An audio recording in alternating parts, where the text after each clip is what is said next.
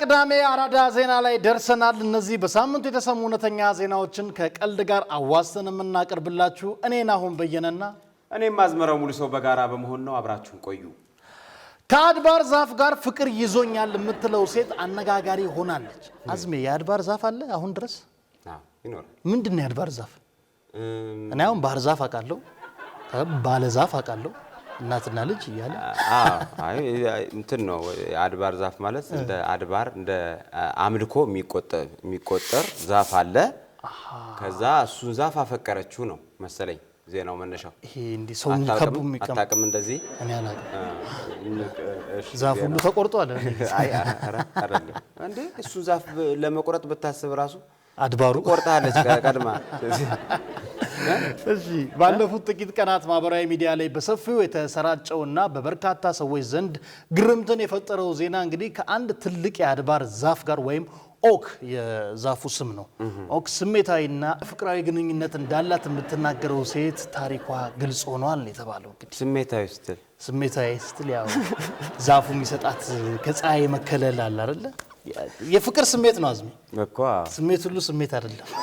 ጉድ ሳይሰማ መስከረም አይጠባም ማለች። ጉድ ሳይሰማ የአድባር ዛፍ አይፈቀር ብለናል። እሺ ኦኮሌኪሽዋል ኤኮሎኬሽዋን ነው የሚሉት አይደለም? ኦኮሴክሹዋል እሱን ላለ ማለት ነው። ኤኮሴክሹዋል ኤኮ ማለት ኢኮሲስተም ኢኮ ምናምን እያለ ሄዳል። አሜሪካዊ ዘፋኝም ኤኮንም ኤኮ ነው። ይሄ ማለት እንግዲህ ከተፈጥሮ ጋር ጥልቅ የሆነ የፍቅር ስሜት የምታስጀምር በማለት የምትገለጸው ይቺ ሴት ለተፈጥሮ ያላት ፍቅር ከተራ አድናቆት ያለፈ መሆኑን ትናገራለች ነው። አሁን ገብቷል አዝሜ። እቺ ሴት አሁን ዛፍ ስታይ እነኛ ዝም ብላ አድንቃ አይደለም የምታልፈው። ዛፉ ምናምን ነው የምትለው። ምን አይነት ዘመን ላይ ደረሰ? እንግዲህ ሴትዮዋ ዛፉን ስታቅፍና የቅርብ ትስስር ስታደርግ የሚያሳዩ ፎቶግራፎችን በኢንተርኔት ላይ በከፍተኛ ፍጥነት በመሰራጨታቸው በሰዎች መካከል ላይ ሰፊ ክርክርና ጉጉትን ቀስቅሰዋል። ግን እዚህም ሀገር ዛፍ ማሳቀፍ ጀምረዋል እኮ። አሁን ሞቲቬሽናል ስፒከሮች ምናምን ሆነ ዛፉን ውደዱት እቀፉት ምናምን ሲሉ አይታጣኩም። ሪትሪት እንሄድ። አይ እኔ ግን የሚገርመኝ ማለት አሁን መልስ ይሰጣል ነው ዛፉ። አሁን ስታፈቅር የፍቅር ስሜትን ስትገልጽለት እኮ ቢያንስ በምላሹ የሆነ ነገር ማግኘት አለብህ። እኔ የሚያስፈራኝ ነው ታውቃለህ? አሁን ይሄ ዛፍ ንፋስ ሲመጣ ዛፎች ይንቀሳቀሳሉ፣ ህይወት አለው። ሌላ ዛፍ ጋር ሄዶ ሲነካካ ከኔ ሌላ ምናምን ልትለው እኮ ነው ሴትዮ። መከራውን ላይ እኮ ነው የተፈጥሯዊ ዛፍ ምንም በማያውቅ እንዴ። እንግዲህ ያልተለመደ ታሪክ በማህበራዊ ሚዲያ ላይ ከሰው ጋር ጨርሳ ነው። ቆይ ወደ ሌላው ችግር የለውም ማዝቢ። ምንድነው ከሰው ጋር ያላት እንግዲህ ዛፉ ተሻለኛለች። ይህ ያልታሰበ ታሪክ በማህበራዊ ሚዲያ ተጠቃሚዎች ዘንድ የተለያዩ ስሜትን ፈጥሯል። አንዳንዶች ነገሩን እንደ እንግዳ የማይመስል ድርጊት አድርገው ነው የቆጠሩት ተብሏል። ያው ሲያጥላሉት ነበር ነው ለኛ። እኔም መጀመሪያ ሴንስ አልሰጠኝም ነበር። አሁን ሲሪየስ እውነትን ነው ምናምን እያልኩ እኮ ስሜት አይሰጥም። ስለ ዛፍ ተዘፍኗል እንደዚህ እንዴ? ዛፍ አሁን ስለ ዛፍ ማአት ነው። ለምሳሌ አሁን አስቴር አወቀ ያጋሰዩና ባህር ዛፍ አትንኮት ተላነው ያለ ጀነት ፍቅር ማረ እንዴ። በቃ እኮ አልኩ እኮ። አሁን የአስቴር ዘፈን ነው ለዚህ ጉዳይ መነሻው ነው። ለሴትየው አስተርጉማ ነው የሰማችው። ፍቅር ማረሸት ወለላ ነው ያወራ ጀመረ። እሱ ሌላ ዘፈን ቢገርም ነው እንግዲህ። ይሄ ፍቅር የሚያስይዝ በቃ የአስቴርን አስተርጉማ ሰምታ ሊሆን ይችላል። የአስቴርን አስተርጉማ ሰምታ ሊሆን ይችላል። ፍቅር ያዛት ከዚህ ዛፍ ጋር። ያው ከተማው ሰዎች ከተለያዩ እጽዋቶች ፍቅር ሊይዛቸው ይችላል። ልክ አሁን አይተህ ከሆነ ከተማው 6 ሰዓት 7 ሰዓት ሲደርስ ከብዙ እጽዋት ጋር ፍቅር ይዘዋል። እኔ በጣም በቃ ማለት የሰው ልጅ ወዴት ነው? ከእባብ ፍቅር ያዛት ሴት የቅርብ ጊዜ ትዝታ ነው አንብቤ ያለው አይቻለሁ። ከእባብ ግን ዛፍ አይሻልም ማለት ከእባብ እንዴ? ያው አንድ ላይ አይደሉ? ድሮም ነው የቆየ ነው ቅርንጫፉ ላይ ተጠምጥሞ ነው የሚሉት። ደግሞም ለአካባቢ ጥበቃና ከተፈጥሮ ጋር ላለ ጥልቅ ትስስር እንደ ተምሳሌታዊ መጋለጫ አድርገው ተመልክተውታል አንዳንዶች። ይሄ ምን ችግር አለው የሚሉ ሰዎች አሉ። ግን ሴትዮዋ የሙጥኝ ብላ ይዛለች።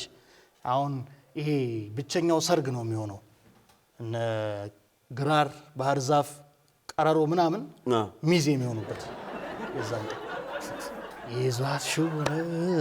ይዟት የዛፎች ሰርግ ደግሞ የተለያየ ባህሪ ያላቸው እጽዋት ስላሉ ደግሞ እንዳይቀሟት እንዳይቀሙሽ አንድ አይነት ነገር ወይ ጽድም ብቻ ነው ወይ ግራርም ብቻ ነው። ጥድን ፍሬያት። ወደ ቀጣይ ዜና ስናልፍ በሃዋይ የሚገነፈለው እሳተ ገሞራ ፊት ለፊት የቀረበው አስገራሚ የፍቅር ጥያቄ ዓለምን አስገርሟል የተባለ ነው።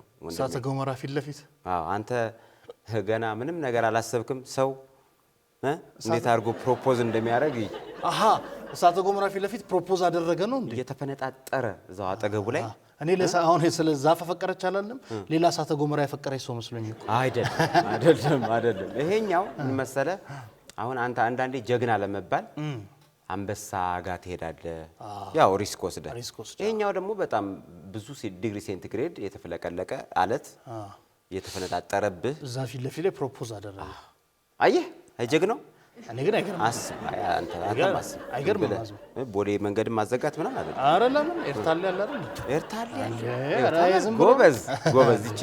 እቺ ዜና እያነበ ኤርታሌ ናስ የአፋር ወጣት እኮ ውሃ የሚያሞቀው ከዛች ከእሳተ ገሞራ አርጎ እኮ እንቁላል ፕሮፖዝ ይገርማል እንዴ! እንቁላል ጣል አድርጎ ወዲያው በሃዋይ የሚገኘውና እሳትና ፍላት የሚተፋው የኬሊያዊያ እሳተ ገሞራ ከሱ በስተጀርባ የተንቀለቀለ ባለበት ቅጽበት አንድ ታዋቂ ፎቶግራፍ አንሺ ለፍቅረኛው ያቀረበው የጋብቻ ጥያቄ ማህበራዊ ሚዲያውን እንግዲህ እያነጋገረ ይገኛል። እምቢ ብትለው ለወረውራት እኮ ትፈራለች። በነገራችን ላይ ፈርታም ቢሆን እሺ እንዴት እምቢ ትላለች? እሺ ነው እንጂ። ከዛ ውጭ ደግሞ ያው አንዳንድም ደግሞ ሜሴጅ ሊኖረው ይችላል ከጀርባ። ወይ ታሪክ አረጋሻለሁ ወይ ከታሪክ ጋር አብረሽ ትሄጃለሽ ነው እሱ ጥያቄ።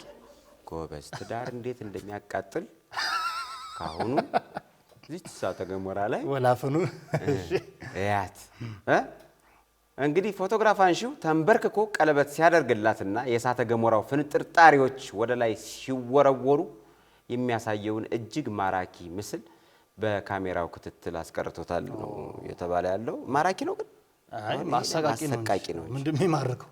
አሁን ለፈረንጅ እኔ አንዳንዴ ይገርመኛል። አሁን አበሻ በጣም ጀብድኛ ነው ይባላል። እኔ ሰሞኑን በጣም ማለት እያየሁ ነበር አንዳንድ ቪዲዮዎች።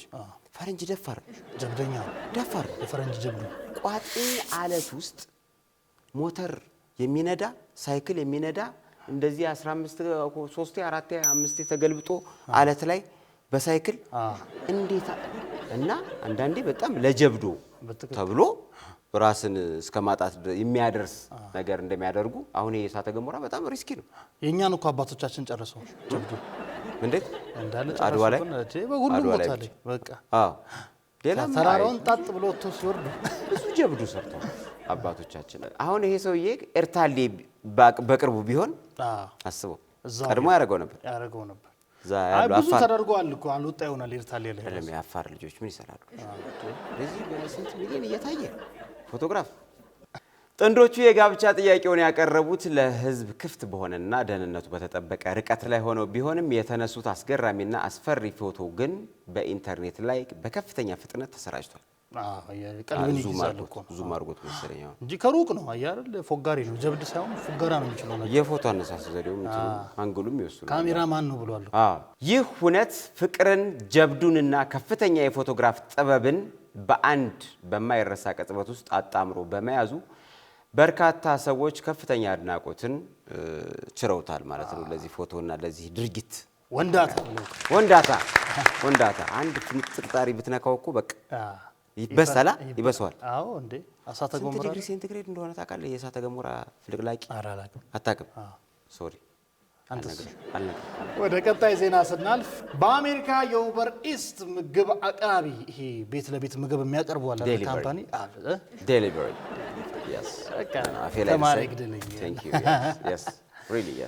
የምግብ አቅራቢ ወይም በአዝመራው አጠራር ዴሊቨሪ ያልተለመደ ስልትን በመጠቀም የምታገኘውን ጉርሻ ማሳደጉ አነጋጋሪ ሆኗል። ዴሊቨሪ ጉርሻ ስትል አሁን መጉረስ ቦነስ ቲፕ ነው የሚያቀፈው።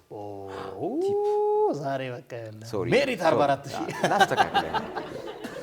እንግዲህ በአሜሪካ ሎስ አንጀለስ ከተማ የምትገኝ አንዲት የምግብ ዴሊቨሪ ሰራተኛ ለደንበኞቿ በምትልከው የክትትል ፎቶግራፍ ላይ እግሮቿን ሆን ብላ በማካተት የምታገኘውን ቲፕ ወይም ጉርሻ ከፍ አድርጋለች። ከምግቡ ጋር የእግሯን ጥፍር ነው የምታነሳው። ታየዋለህ ፎቶውን። እግሯን ነው የምታስተካክለው።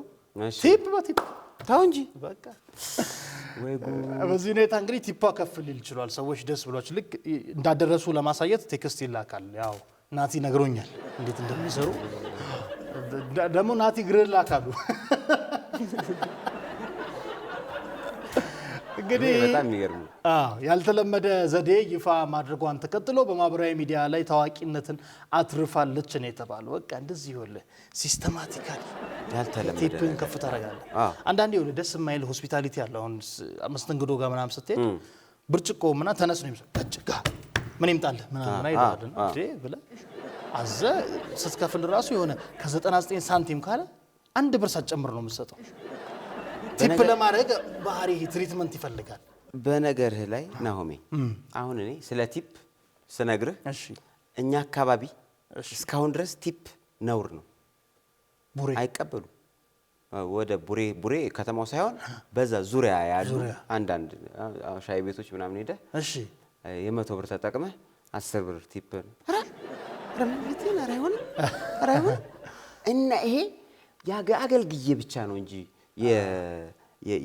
የሰራሁበትን የምፈልገው ሌላ ተጨማሪ ነገር አልፈልግም። ገብቷል።